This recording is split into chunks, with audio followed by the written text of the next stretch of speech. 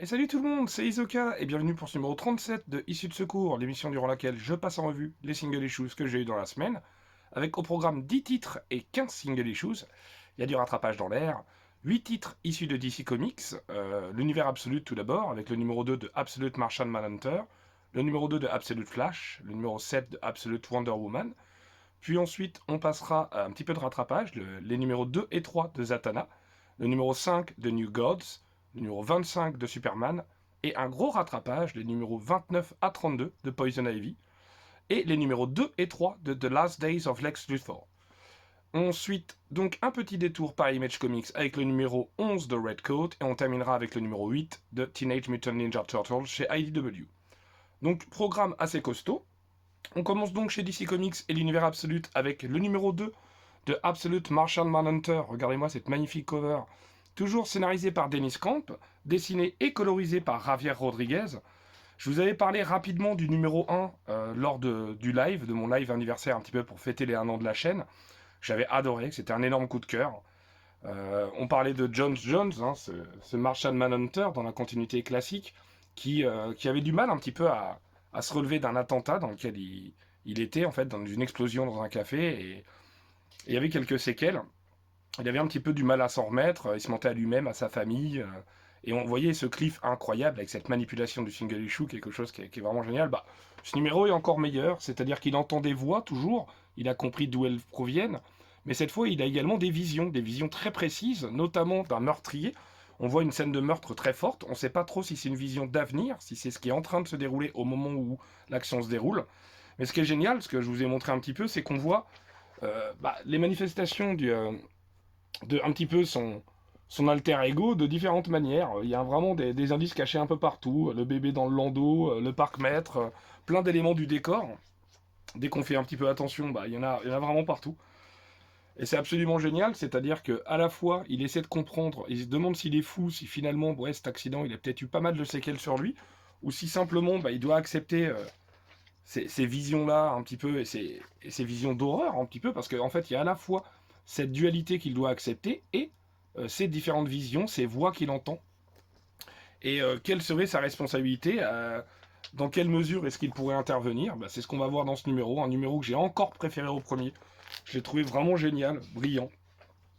Il y a plein de choses qui sont dites, comme vous pouvez voir là, Javier Rodriguez, il s'en donne à cœur joie, quoi, au niveau de la composition, au niveau des couleurs. De... Rien n'est fait au hasard, c'est vraiment brillant. Jusqu'à un cliffhanger que j'ai trouvé vraiment très fort. Non, vraiment, vraiment c'est génial. Et vraiment, comme vous pouvez le voir, on a des pages, des planches splendides. En vraiment, Dennis Camp, là, c'est vraiment un auteur à surveiller entre ce qu'il propose chez Ultimates.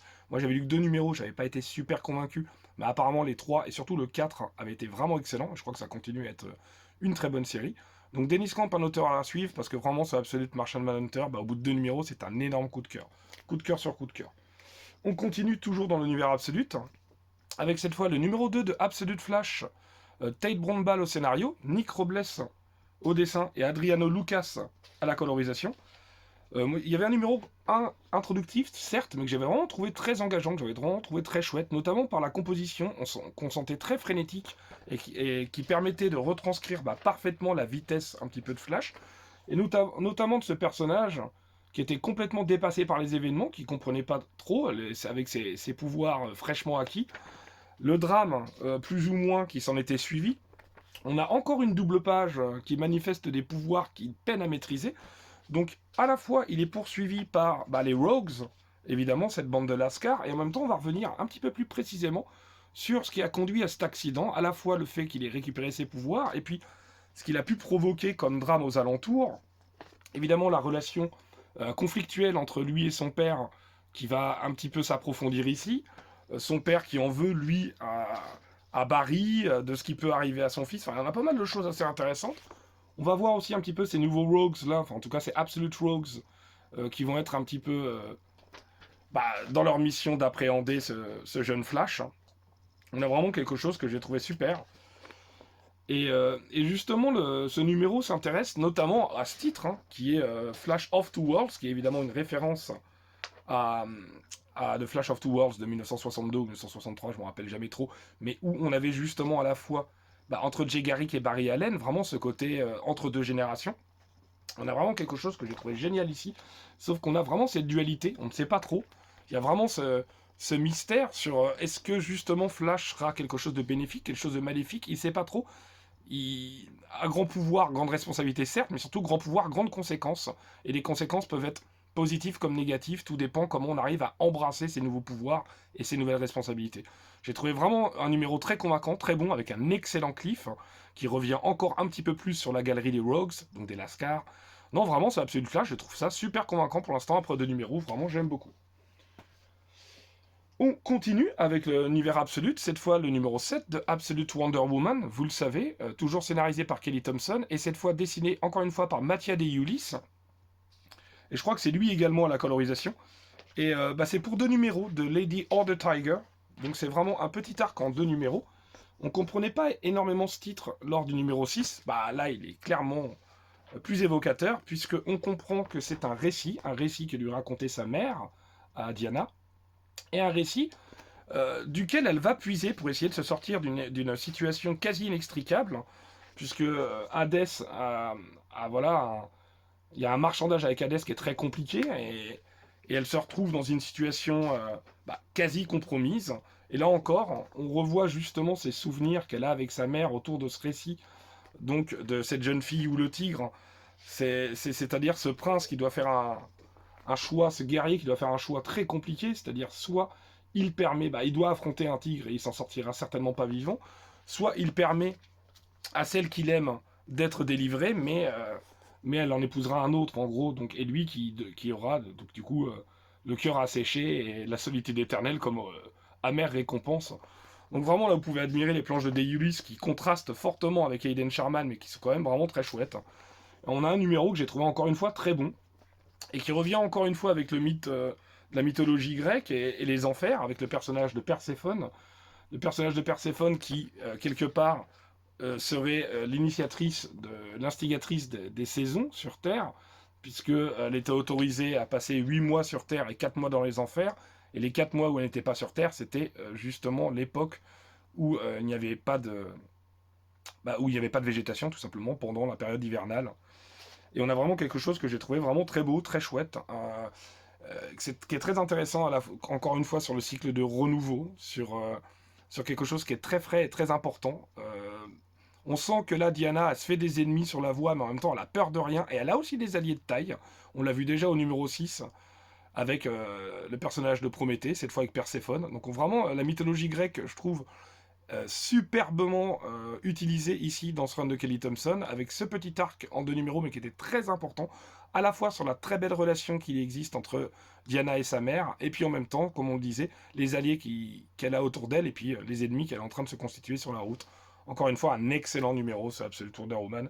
Et bien sûr, il y a toujours les backups de Dustin Nguyen, qui sont vraiment excellents, c'est un petit récit à chaque fois. Il y en a 2 par numéro depuis le numéro 6. Donc ça fait, là c'est le 4e que je vous présente. Je vous montre pas le précédent qui est juste à côté du cliffhanger. Là on vous présente évidemment la série de Wonder Woman de Tom King que je ne suis pas aussi assidûment, vous l'aurez compris. Mais vraiment ces petits encas là de Dustin Nguyen sont vraiment très très plaisants. C'est très chouette. Hein, et ça nous remontre un petit peu la jeunesse de Diana. C'est un petit peu, si vous voulez, ce que Tom King a essayé de faire avec Trinity et sa jeunesse. Sauf que là c'est vraiment réussi. Même si c'était pas si mauvais, ce que faisait Tom King et Belen Ortega sur, je sais plus comment ils appelaient ça, Little's Finest, un truc comme ça, son enfance avec John Kent et Damian Wayne. On continue, et cette fois, on laisse l'univers absolu de côté pour aller clairement sur le DC All-In, avec un petit rattrapage. Je vous avais pas parlé du numéro 2 de Zatanna, j'avais lu ce premier numéro qui m'avait franchement convaincu avec un cliffhanger assez tranchant. Et bien, on continue avec ce numéro 2, donc écrit, dessiné et colorisé par Jamal Campbell, donc il fait quasiment tout sauf le lettrage, à vrai dire. Encore une fois, une magnifique cover. À chaque fois, la première planche, c'est une espèce façon conte de Il était une fois, mais vraiment un conte où on sait que ça va pas très bien se finir à chaque fois. Et on a quelque chose qui commence comme ça, avec suite à ce cliffhanger qui était assez étonnant. On voyait que Zatanna était dans une situation très compromettante, hein, on peut le dire, transpercée par une épée magique. Et on va voir un petit peu toutes ses conséquences, notamment elle va être recueillie par les différents membres, les quelques membres restants du bar de l'oubli. On a évidemment Dan Cassidy, donc le diable bleu, pardon. On a Détective Chimp, et puis on a, je crois que c'est Xanadu, Madame Xanadu, si je dis pas de bêtises. Si je dis une ânerie, n'hésitez pas à me corriger dans les commentaires.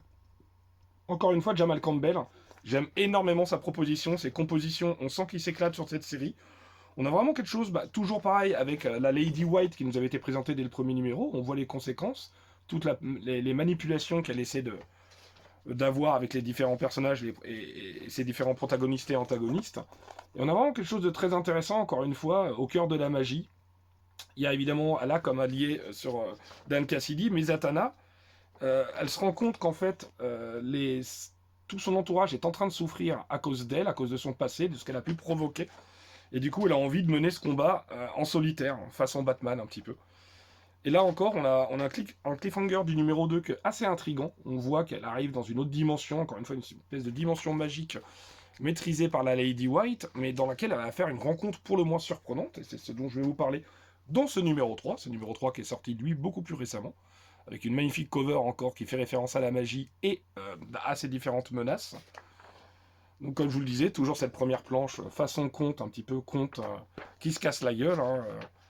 Et là, on a vraiment une espèce de Hollywood fantasmé, avec un personnage qu'on connaît très bien dans la continuité classique, mais qui ne semble pas reconnaître le personnage de Zatanna. Et c'est là où on va voir qu'il y a des choses qui sont beaucoup plus mystérieuses et qu'on a du mal à comprendre, qui vont se révéler au fur et à mesure. On va voir que finalement, il va être question également du personnage de Basil Carlo, cet acteur qui avait une destinée promise, mais qui malheureusement en a eu une toute autre. Il s'agit évidemment de Clayface, c'est lui-même. Et là, on va voir justement comment, façon Inception, comment le fait de se bercer d'illusions et de fuir la réalité, ça peut être quelque chose de dangereux, surtout quand on voit le prix à payer. Donc on a vraiment quelque chose que j'ai trouvé très chouette, très beau. Encore une fois, regardez-moi ça, ces planches de Jamal Campbell qui s'éclatent complètement. Vraiment, cette mini Zatanna, je la trouve super efficace. Elle fonctionne très bien dans l'univers de la magie, dans ce qu'elle veut dire aussi. On n'a rien sans rien. Et en même temps, même si on doit utiliser la magie parfois pour aider la réalité, ce n'est pas un moyen de la fuir. C'est plutôt un moyen de la confronter, mais tout en acceptant quelque part les conséquences et les sacrifices qu'on peut y laisser sur la route, quoi. Donc vraiment, cette mini, je l'aime beaucoup. Donc vivement la suite. Pardon. On enchaîne avec le numéro 5 d'une série que j'aime énormément. Là aussi, c'est Absolute Martian Hunter, c'était un coup de cœur, vous l'avez compris. New Gods, encore une fois, c'est un coup de cœur. C'est à la fois un coup de cœur et j'ai un petit coup de gueule. J'y reviendrai tout à l'heure. Je peux en parler dès maintenant. Un petit peu à l'instar de Justice League Unlimited numéro 5. Là, je vous présente la variante cover de Nicolas Scott et je vais pas vous montrer la cover régulière et je vous déconseille de vous y attarder. Tout simplement parce que, encore une fois, elle spoil le cliffhanger à suivre. Donc c'est complètement con. Voilà, je me permets de le dire. Donc New Gods, toujours scénarisé par Ramvi, dessiné par Evan Kegel. On a également un dessinateur invité, en la personne de McLean. Son prénom, c'est, ce que je ne connaissais pas forcément, Andrew McLean. Et on a Francesco Segala à la colorisation. Donc Andrew McLean, c'est celui qui fait les premiers dessins, qui sont ici, qui ont un style très radicalement différent de ceux d'Evan Kegel, ou même ceux de Federici, ou des différents Jesse Lonergan, ou de Ray Fornes qu'on a vu lors des précédents numéros en dessinateur invité. Mais il y a un côté un petit peu caricatural, mais très intéressant au niveau de la colorisation des compositions, qui est vraiment intéressant. Enfin, pas caricatural, mais plutôt côté un peu enfantin, cartoony, qui est vraiment bien. Et ensuite, le contraste et la transition avec Evan Kegel, c'est splendide. Ici, il est davantage question de Light Ray, donc le personnage de Solis, je crois, notamment qui est un petit peu le défenseur en première ligne du monde de New Genesis. On a également justement forcément cette confrontation entre le conquérant et on va dire celui qui va représenter le bataillon de la dernière défense entre Highfather et justement son conquérant. Et là on va voir quelque chose de très intéressant. À la fois on va osciller entre les deux situations, à la fois entre la situation justement Orion était venu demander quelque chose à Mr. Miracle, mais il est un petit peu revenu sur la demande qu'il a faite. En fait, c'est un petit peu bizarre. C'est en gros, je vais faire quelque chose, mais il va falloir que tu m'arrêtes, quoi. Un petit peu curieux. Donc lui, forcément, il est accompagné de Big Barda. Et ils vont essayer de faire l'impossible, quoi. Parce que Orion, c'est quand même un sacré personnage. Enfin, il est d'une puissance démesurée. Et de l'autre côté, on revient sur New Genesis. On va voir un petit peu Clyde Ray, il est envoyé au casse-pipe et on n'est pas sûr qu'il puisse s'en sortir. Et là, tout à coup, il y a Father qui va, malgré toute la puissance qu'il peut déployer, va certainement se rendre compte de ce qu'il a fait. Il se rend compte un petit peu de ce qu'il a demandé, de la mission qu'il a demandé à Orion aussi. Et il se rend compte que peut-être tout ça est vain. Et il se rend compte qu'il n'a pas fait une énorme erreur. Donc vraiment, ce New God, c'est absolument excellent, avec un super cliffhanger encore une fois, mais il faut pas regarder la cover. C'était comme ce Justice League Unlimited 5, c'est ce que je vous disais, où la cover, bah, c'est le cliffhanger. Bah, faut pas faire ça. Je sais que ça s'est fait pendant des années, dans les années 80, notamment un numéro très connu de Crisis on Infinite Earth, où on voit Superman avoir quelqu'un dans les bras. Bon, bah, c'est sûr que c'est un méga spoiler sur ce qui va suivre, mais si on peut éviter, c'est mieux, je trouve. Donc voilà, je préfère cette magnifique variant cover sur Light Ray par Nicolas Scott. Mais à part ça, un énorme coup de cœur, ce New God 5, c'est encore génial. Maxi, je vous le rappelle, en 12 numéros, et Urban a annoncé récemment qu'ils allaient l'éditer en 2 tomes. Donc ça, c'est une très bonne nouvelle. On continue avec le Superman numéro 25. Oh là là, regardez-moi cette magnifique wraparound façon une de journaux dans le Daily Planet. Elle est superbe, moi j'adore. Bah, Superman, c'est un de mes coups de cœur, c'est une des séries que je préfère lire cette année, avec Absolute Wonder Woman et The Moon is Following Us. C'est certainement les 3 séries VO que je préfère actuellement. Toujours Joshua Williamson au scénario. Et là, on a pas mal, pas mal de monde différent au dessin. On a du Jamal Campbell, encore lui. On a du Eddie Barrows, on a du Heber Ferreira, et on a également du Dan Mora. Donc on va voir à chaque fois les styles différents. Là, on voit que c'est plutôt du Jamal Campbell, a priori. Et encore une fois, on va avoir quelque chose de très intéressant suite au cliffhanger précédent, qu'on ne comprenait pas trop, mais qui faisait un lien presque avec le cliffhanger de Justice League Unlimited numéro 5, pardon, qui est en ce moment en plein crossover avec World's Finest. Je sais pas si je vais le suivre en single, celui-là, je vous le concède, je vais sûrement aller sur le TPB VO, parce que ça fait 2 annuels à prendre à $6, etc. Ça revient très cher, l'event We Are Yesterday, là. Je peux vous le montrer pendant qu'on en parle, mais voilà, c'est là, regardez. Ça fait beaucoup à prendre quand même sur 2-3 mois. Donc moi je pense faire l'impasse sur les singles et j'irai sur le TPB plutôt. Donc on revient sur plein de choses, sur la relation entre Mercy Graves et Lex Luthor, sur la condition de ce dernier, et le fait qu'il avait retrouvé quelque chose qu'il avait perdu. Voilà, je reste elliptique. Notamment dans Lex Luthor Special, dont j'avais parlé sur la chaîne de Mindphobia d'Encre et de Bulle. Sur l'émission d'Encre et de Bulle, pardon, sur la chaîne Mindphobia, l'excellente émission d'Encre et de Bulle, bien sûr. Et là, on va voir plein de choses très intéressantes, plein de personnages assez importants. On va voir qu'il est très important, Lex Luthor est très important, il est question de lui, et on va voir également il est question de lui et de multiples manières, de multiples facettes, j'ai envie de dire. Là, vous reconnaissez évidemment du Dan Mora pour apercevoir et apprécier Superman et Superwoman qui vont devoir faire équipe, et essayer de régler cette situation face à ce Lex un petit peu incontrôlable, vous verrez, vous comprendrez. On a encore un numéro que j'ai trouvé absolument génial. On le disait un petit peu, c'est ce qu'on soupçonnait, le personnage de Lex Luthor, il gagne en épaisseur. C'est vraiment excellent ce que nous propose Joshua Williamson par rapport à la Supercorp, par rapport à justement Superman, Superwoman, par rapport à ce fait de cette jauge rouge de colère de Superman, justement le fait qu'il y ait une Superwoman, Lex Luthor qui se pose des questions, Mercy Graves qui fait plein de choses dans le dos un petit peu des autres au sein de Supercorp. Waouh, on a quelque chose d'absolument génial. Vous voyez là-haut, Summer of Superman. On va en avoir plein. On va en manger du Superman. Y aurait-il un film à l'horizon? C'est possible. Ben oui, parce qu'on a le Superman Unlimited qui arrive bientôt. On a eu le Summer Superman Special que je n'ai pas lu d'ailleurs. Mais voilà, qui annonçait un petit peu tout ce qui allait arriver. Mais en tout cas, Joshua Williamson, il mène parfaitement sa barque. J'aime beaucoup ce qu'il est en train de faire. Franchement, je me régale chaque mois. Ensuite, bah, énorme segment, c'est un énorme segment rattrapage. Il s'agit des numéros 29 à 32 de Poison Ivy. Donc je vais essayer d'aller vite, je ne vais pas aller numéro par numéro. Donc ça c'est le 29, avec une cover de Villa-Lobos que j'aime beaucoup. Avec la cover régulière qui était également très chouette. Donc Poison Ivy, pardon, 29 à 32. En gros, il y avait quelque chose à l'issue du 28 qui était très particulier. Poison Ivy ne comprenait pas. Elle a trouvé un moyen, on va dire, de se déplacer très rapidement d'un bout à l'autre de la carte des États-Unis, on va dire ça comme ça. Ce qui l'arrangeait pas mal, parce qu'elle devait faire face à un petit peu le fait d'être l'objet de convoitise, j'allais dire non, surtout l'objet de divinité presque. Hein, tout le monde la vénère et la respecte en tant que Green Knight. Hein. Elle comprenait pas trop. Elle dit mais qui c'est ça, ce chevalier de la sève là? Bah c'est nul autre qu'elle. Qui est-ce qui a voulu la mettre, on va dire, à ce rang, à cette position là? Pourquoi? Dans quel but? C'est ce qu'elle veut tenter d'élucider. C'est ce qu'on va découvrir notamment dans ces numéros là. Et c'est des numéros qui sont forcément en lien avec ce qu'on a pu lire, notamment sur les origines de Poison Ivy, avec Jason Woodrue, avec d'autres justement. Et c'est ça dont il est question. Encore une fois, on a Jay Wilson au scénario, pardon, Marcho Takara au dessin. Regardez ça, c'est magnifique. Alors c'est lui sur les 29 et 30. Et ce sera un autre dessinateur ensuite. Bon, vraiment, j'aime énormément. Euh, si je peux vous dire, qui est, hop, à la colorisation, parce que je ne sais plus. C'est Arif Prianto, oui bien sûr. Donc ça c'est le 29. Le 30, il faut absolument que je vous parle du 30, qui était un énorme coup de cœur. Ce numéro 30, c'est tout simplement, hop, c'est plutôt dans ce sens-là même, c'est un flipbook. Et vous le savez comme j'aime les flipbooks. Donc on a vraiment l'histoire de hop, Poison Ivy ici, et l'histoire de Janet, qui est un de ses compagnons, un de ses fidèles compagnons de l'autre côté. Donc on a vraiment quelque chose de génial. Encore Marcho Takara. On a toute cette importance entre la sève et le gris, entre le green et le grey, dont visiblement Poison Ivy serait une sorte d'intermédiaire. Et ça, c'est très intéressant. Et là, là, on a vraiment quelque chose, une manifestation quelque part qui, qui date d'il y a des années et des années, qui date d'il y a des milliards d'années.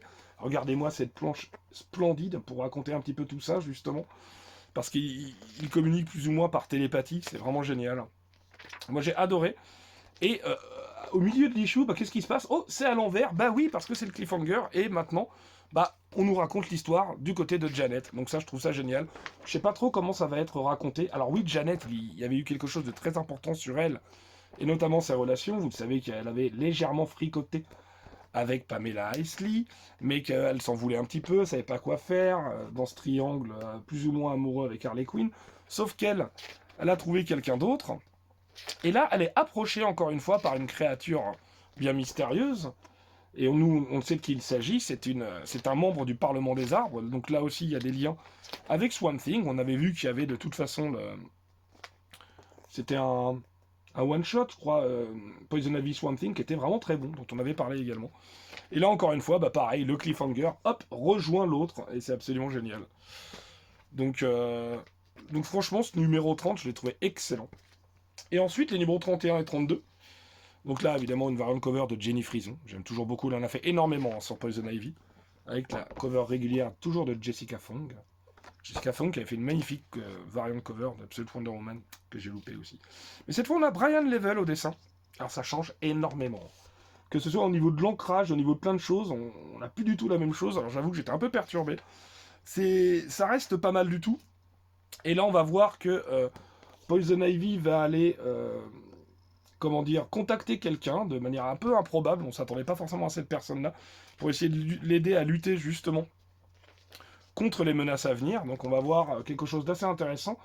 Des révélations très importantes aussi sur ce marais, sur l'endroit où ils ont choisi de vivre et d'évoluer avec Killer Croc, Janet et Harley Quinn quand elle est là. Mais globalement, ouais, ce Brian Level, j'ai trouvé que c'était intéressant. Donc, il nous raconte pas mal cette histoire de marais, cette espèce de malédiction, comme quoi il ne serait plus occupé depuis pas loin de 70 ans. Et donc, le numéro 32 va nous raconter également ça. Donc, voilà. Comme vous pouvez le voir, hein, The Menace of Marshview. Et donc, c'est vraiment cette espèce de marais personnifié quelque part, ou en tout cas, c'est unfinished business. On sent vraiment qu'il y a quelque chose. En tout cas, il s'agirait a priori d'un survivant du marais qui aurait plus ou moins fusionné avec quelque chose de pas clair, comme vous pouvez le constater ici. Mais en tout cas, ouais, voilà, tout ça pour dire que cette série Poison Ivy, je l'aime énormément, je la trouve excellente. Bon, encore mieux quand c'est dessiné par Marcho Takara. Mais enfin bon, en général, il fait 4 numéros, puis il a besoin d'un filler. On a eu du Heining, là on a du Brian Level. Comme vous pouvez le voir, est-ce que c'est au niveau, Brian Level? Bon, bref. Mais tout ça pour dire que Poison Ivy, c'est une série que j'aime énormément depuis maintenant bah, longtemps, parce que là c'était le numéro 32, donc bientôt 3 ans qu'on suit cette série. J'avais un peu de retard et il fallait absolument que je le rattrape, puisque le numéro 33 sort, je crois, à la mi-mai par là. On termine avec DC Comics, avec une série Black Label et grand format. Rappelez-vous, je vous avais parlé de The Last Days of Lex Luthor Superman lors de l'issue de secours numéro 5, figurez-vous. C'était le 5 mai 2004, donc il y a bientôt un an. Donc ça, c'est une variante de Chris Samney. Hein. Et c'était une série que j'avais beaucoup aimée. Alors, pour résumer très rapidement, en gros, c'était Lex Luthor, comme son nom l'indique, qui est mourant. Et forcément, il va voir Superman pour lui dire il faut que tu m'aides, toi, je sais que tu peux pas me le refuser, quoi. J'ai beau être ton ennemi héréditaire depuis longtemps, on a eu des aventures amis slash ennemis, surtout mon meilleur ennemi, quoi, en quelque sorte. Il faut que tu viennes m'aider. Là, je vous présente la cover du numéro 2, toujours une variante de Chris Samney. Et en gros, Superman a accepté malgré lui. Donc c'était très intéressant parce qu'on va voir dans cette série à la fois les liens qu'ils ont pu avoir enfant l'un avec l'autre, mais sans que Superman ne lui révèle qui il était véritablement. Parce que tous les deux se sentaient un petit peu des laissés pour compte, des gens incompris par les autres. Et c'est ça qui est très intéressant. Et donc on avait vu déjà dans le premier numéro, alors je vais pas trop vous révéler, mais dans le premier numéro on avait vu que Superman allait tout tenter pour essayer de trouver un remède en fait à Lex Luthor. Donc il essayait d'abord la ville de Kandor, il va essayer d'autres stratagèmes, notamment euh, aussi d'aller au 31e siècle, puis ensuite il essaie même Themyscira, donc vraiment il essaye de tout, sauf que personne n'est vraiment très content, comme vous pouvez le constater ici, d'aider Lex Luthor. À chaque fois on dit mais Superman, qu'est-ce que tu fous quoi? À chaque fois la question revient souvent, est-ce qu'un monde sans Lex Luthor, est-ce que ce serait pas un meilleur monde? Et tout le monde s'accorde à dire bah oui, on pense que oui. Mais lui, Superman, soit par once de culpabilité, ou soit parce qu'il est peut-être convaincu du contraire, bah, il veut absolument aider Lex à mener cette quête, quoi, à bien, c'est-à-dire tout faire pour essayer de trouver un remède. Donc ils vont vraiment, même à Atlantis, ils vont essayer d'aller partout et de tout faire. Et on a des moments que je trouve absolument géniaux, des conversations entre Lex Luthor et Superman qui sont excellente. Lex Luthor, il est assez acerbe dans ses commentaires. Il est même plutôt drôle. Il fait preuve de cynisme et d'ironie qui sont assez délicieuses. Donc là, c'est le numéro 3, cover de Brian Hitch, parce que j'ai oublié de vous le dire. C'est Mark Waid au scénario, Brian Hitch au dessin, bien aidé par l'ancrage de Kevin Nolan, et c'est David Baron à la colorisation. Donc ensuite, on va voir que forcément, il y a un ennemi qui est de taille, à savoir Brainiac, parce que ça aussi, ça va être très important, toute cette machination. Donc il y a à la fois un team-up de circonstances et quelque part des décisions très importantes à suivre et lourdes de conséquences. On va vraiment avoir quelque chose que j'ai trouvé vraiment un très bon récit. C'est vraiment un récit que j'ai trouvé très bon dans le Black Label, avec vraiment qui fait la part belle au personnage de Lex Luthor, et je trouve qu'entre ça et entre la série Superman de Joshua Williamson, ça fait du bien. Ça fait du bien cette redéfinition, cette réécriture, quelque part, synthèse du personnage de Lex Luthor, mais qui est vraiment hyper maligne. Donc j'ai trouvé que c'était une série franchement efficace, hein, de Last Days of Lex Luthor, qui fonctionne très bien, un Brian Hitch en pleine forme. Entre cette série et la suivante dont je vais vous parler, mais oui, c'est fait exprès, franchement, je le trouve plutôt en forme. Donc The Last Days of Lex Luthor, je ne sais pas du tout. Je pense que ça sortira en VF, mais je crois pas qu'il y ait de date annoncée. Mais c'est franchement un récit que je trouve très bon, qui se pose pas mal de questions sur des choses essentielles telles que faut-il laisser mourir notre plus gros ennemi si on en a l'occasion, alors que c'est à l'encontre de nos principes, hein. Et qu'est-ce qu'on est prêt à faire, hein, pour ça? Voilà, est-ce qu'une rédemption est possible pour quelqu'un qui est considéré comme l'ennemi public numéro 1? Ça aussi, c'est intéressant. Donc vraiment, j'ai beaucoup aimé cette mini en 3. On enchaîne avec Image Comics et Ghost Machine avec Redcoat. Et oui, je vous avais dit, la transition était habile et évidemment préparée, vous, vous doutez bien.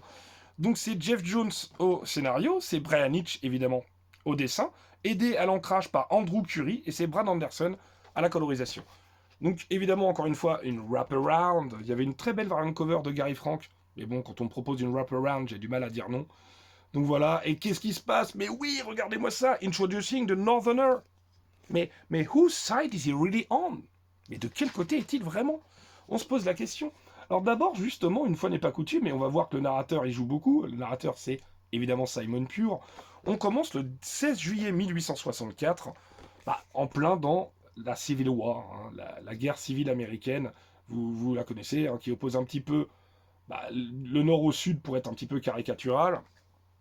Et là, on va s'intéresser à plein de choses, notamment des documents qui seraient dans une petite besace. Et ces documents qui seraient très importants, qui vont être dérobés par une jeune fille, et une jeune fille qui est clairement encore dans sa condition d'esclave, hein. Et là, on va avoir l'irruption via un flash lumineux, mais d'un personnage, mais qui est-il? Bon, il nous est teasé depuis très longtemps dans la frise de The Unnamed, que je vais vous montrer si j'arrive à la retrouver, la voilà. Donc, on nous dit ici, hop, que The Northerner start, je crois que c'est ça, begins his hunt, donc commence sa chasse. Et donc là, on le voit apparaître, là c'est très intéressant. Et il va arriver évidemment pour aider cette jeune fille qui avait volé la besace à ces deux gros cons. Et là, regardez-moi ça, paf, apparition badass, il arrive avec des flingues qui sont absolument pas de cette époque. Évidemment, ça suscite l'étonnement de tout le monde. Encore une fois, la Brian Hitch, je trouve qu'il fait un super taf depuis le début sur Redcoat, et il y est à chaque fois. Je trouve que ça fonctionne très bien.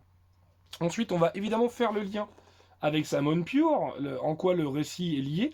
On va voir qu'en fait, il va rencontrer quelqu'un qui s'appelle The Cobbler, et il va devoir faire une mission pour lui, et cette mission, elle est liée forcément avec ce fameux document qui sont dans cette besace.